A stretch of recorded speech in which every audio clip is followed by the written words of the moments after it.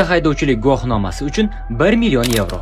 Bu ham Formula 1 da amalga oshiriladi. F1 haydovchisi bo'lish uchun oddiy prava yetarli emas. Poygada qatnashishda Xalqaro avtomobil federatsiyasi tomonidan beriladigan super litsenziya talab qilinadi. Buning uchun kamida 18 yoshda bo'lish, oddiy haydovchilik guvohnomasiga egalik va zarur ballarni to'plash kerak.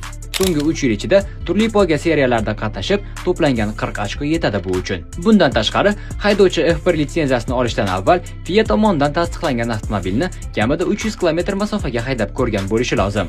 Eng oxirgisi, super litsenziya olish uchun haydovchi bilan F1 jamoasi shartnoma tuzgan bo'lishi kerak. Yangi haydovchiga litsenziya jamoa so'roviga binoan beriladi. Litsenziya pullik.